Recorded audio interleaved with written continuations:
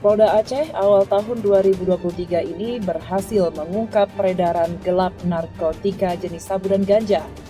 Pengungkapan kasus peredaran narkotika tersebut berhasil diungkap setelah menerima laporan dari masyarakat.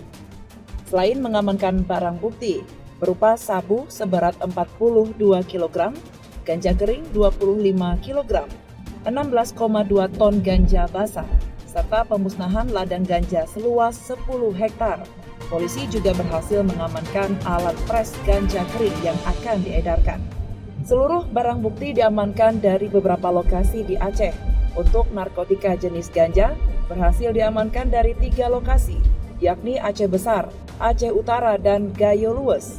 Dari sana polisi juga ikut mengamankan 2 unit mesin pres ganja. Sedangkan untuk narkotika jenis sabu diamankan dari 1 lokasi di kawasan Pantai Pudawa, Kabupaten Aceh Timur. Sayangnya, saat petugas menuju TKP, 2 terduga tersangka berhasil kabur dan meninggalkan barang bukti sabu dalam 2 box fiber plastik. Narkotika baik jenis ganja maupun jenis sabu yang diungkap oleh jajaran Direktorat Narkoba Polda Aceh dan jajaran kami yang ada di daerah-daerah.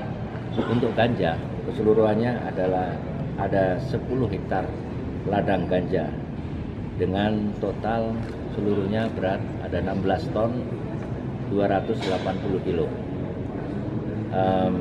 Sedangkan sabu kami dapat mengungkap ada 42 kilo sabu, dan ini ada jaringan Malaysia Indonesia. Dan untuk lokasi-lokasinya khusus untuk sabu kami ungkap itu di wilayah Aceh Timur. Sedangkan untuk ganja itu di Aceh Besar dan di Gayo Lues.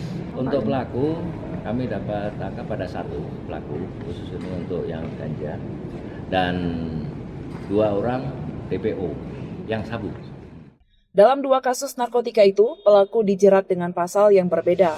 Untuk pelaku pengedar ganja dijerat pasal 111 ayat 2, Subsider 115 ayat 2 Undang-Undang RI nomor 35 tahun 2009 dengan ancaman terberat pidana seumur hidup.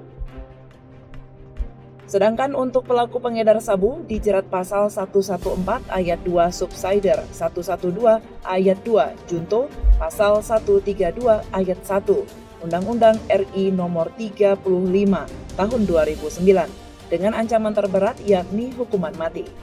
Atas pengungkapan kasus narkotika ini, Polda Aceh telah berhasil menyelamatkan 617 orang generasi muda.